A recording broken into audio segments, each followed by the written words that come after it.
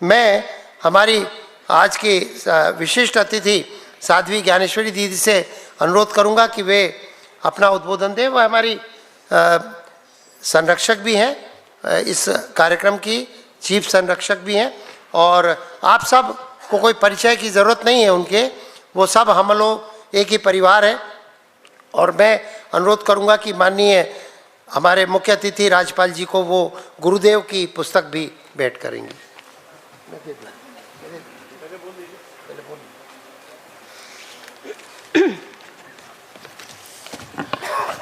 ओम विश्वानि देव सवितर्दुरितानि परासुव यद्भद्रं तन्न आसुव। ओम अखंड मंडलाकारं व्याप्तं येन चराचरं तत्पदं दर्शितं येन तस्मै श्री गुरुवे नमः।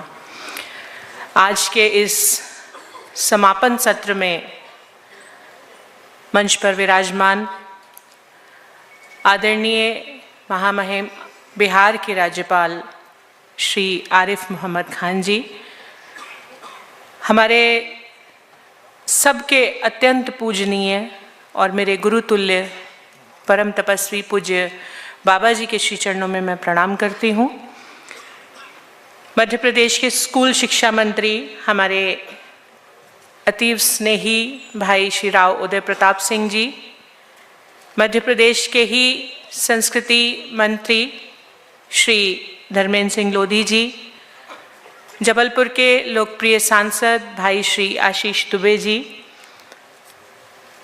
जबलपुर के ही पाटन क्षेत्र के विधायक और इस पूरे आयोजन के अध्यक्ष भाई श्री अजय विश्नोई जी, आयोजन सचिव और ब्रह्मर्षि मिशन समिति जो इस रामायण कॉन्फ्रेंस की आयोजक संस्था है, उसके सचिव और चीफ फंक्शनरी और कॉन्फ्रेंस के भी सचिव हमारे भाई डॉक्टर अखिलेश गुमाश्ता जी, मंच के समक्ष उपस्थित सभी संतगण तथा हमारे विदेशों से आए हुए सभी डेलीगेट्स, फैकल्टी और हमारे नगर के सभी स्वजन, सबके प्रति अनंत मंगल कामनाएं व्यक्त करती हूँ। मैं माननीय राज्यपाल जी को केवल थोड़ी सी जानकारी देना चाहूँगी कि ब्रह्मर्षि मिशन समिति, जिसके संस्थापक पूज्यपाद ब्रह्मलीन गुरुदेव ब्रह्मर्षि विश्वात्मा बावरा जी महाराज रहे, उनके कृपा से ब्रह्मर्षि मिशन समिति जो है, उन्होंने गुरुदेव ने हम लोगों को एक निर्देश दिया था कि यदि हमें भारत की आने वाली पीढ़ी को सुसंस्कृत करना है तो हमें सेवा, शिक्षा और संस्कार के माध्यम से अध्यात्म युक्त भारतीय राष्ट्रवाद की स्थापना करनी होगी। बच्चों में अध्यात्म भी हो और राष्ट्रवाद की भावना भी हो।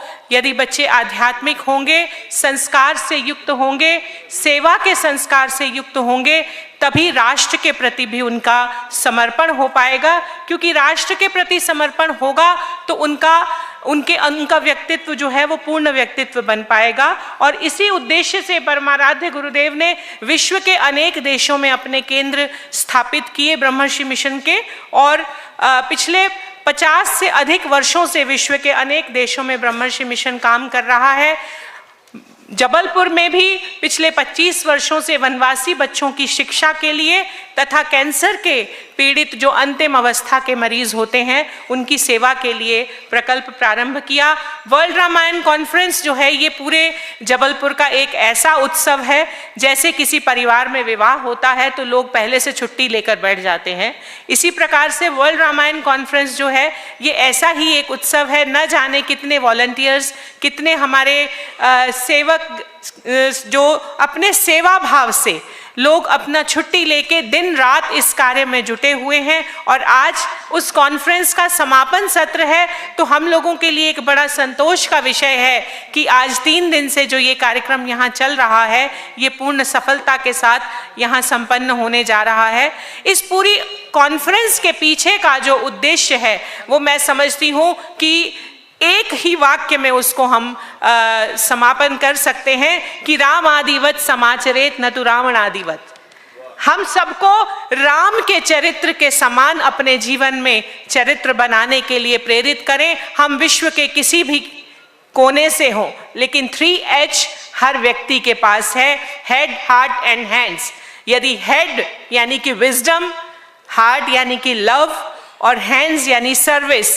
यदि हम विजडम, लव और सर्विस, बोध, प्रेम और सेवा से युक्त हमारा जीवन होगा तो वो राम का चरित्र होगा। इसलिए हम अपने जीवन में राम आदिवत समाचरेत न तो रावण आदिवत, इसको याद रखकर अगर अपने जीवन में आगे बढ़ेंगे तो निश्चित ही आगे आने वाली पीढ़ी में हम अध्यात्म युक्त भारतीय राष्ट्रवाद की स्थापना कर पाएंगे। इसी विचारों के साथ पूज्य बाबा जी के श्री चरणों में पुनः प्रणाम करती हुई मैं अपनी वाणी को विश्राम दूंगी, क्योंकि हम माननीय राज्यपाल जी को ज़्यादा सुनना चाहते हैं और बोलना हम कम चाहते हैं। बहुत बहुत मंगल कामनाएं। हरिओम। मैं हमारे पूज्य गुरुदेव जी की जीवनी अकथ कहानी जो हमारी पूज्या दीदी स्वामी भक्तिमणि जी के द्वारा लिखी गई है, माननीय राज्यपाल जी को भेंट करना चाहती हूँ।